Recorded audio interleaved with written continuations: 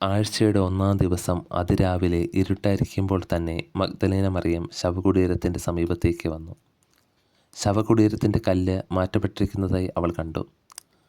അവൾ ഉടനെ ഓടി ശിമയോൻ പത്രോസിൻ്റെയും യേശു സ്നേഹിച്ചിരുന്ന മറ്റേ ശിഷ്യൻ്റെയും അടുത്തെത്തി പറഞ്ഞു, കർത്താവിനെ അവർ കല്ലറയിൽ നിന്ന് മാറ്റിയിരിക്കുന്നു.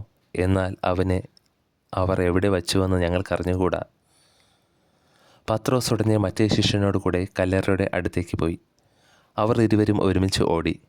എന്നാൽ മറ്റേ ശിഷ്യൻ പത്രോസിനേക്കാൾ കൂടുതൽ വേഗം ഓടി ആദ്യം കല്ലറയുടെ അടുത്തെത്തി. കുനിഞ്ഞു നോക്കിയപ്പോൾ കച്ച കിടക്കുന്നത് അവൻ കണ്ടു.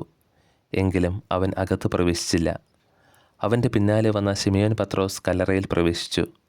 കച്ച അവിടെ കിടക്കുന്നതും തലയിൽ കെട്ടിയിരുന്ന തൂവാല കച്ചയോട് കൂടെയല്ലാതെ തനിച്ച് ഒരിടത്ത് ചുരുട്ടി വച്ചിരിക്കുന്നതും അവൻ കണ്ടു. അപ്പോൾ കല്ലറയുടെ സമീപത്ത് ആദ്യമെത്തിയ മറ്റേ ശിഷ്യനും അകത്ത് പ്രവേശിച്ചു, കണ്ടു, വിശ്വസിച്ചു. അവൻ മരിച്ചവരിൽ നിന്ന് ഉയർത്തെഴുന്നേൽക്കേണ്ടിയിരിക്കുന്നു എന്ന തിരുവെഴുത്ത് അവർ അതുവരെ മനസ്സിലാക്കിയിരുന്നില്ല.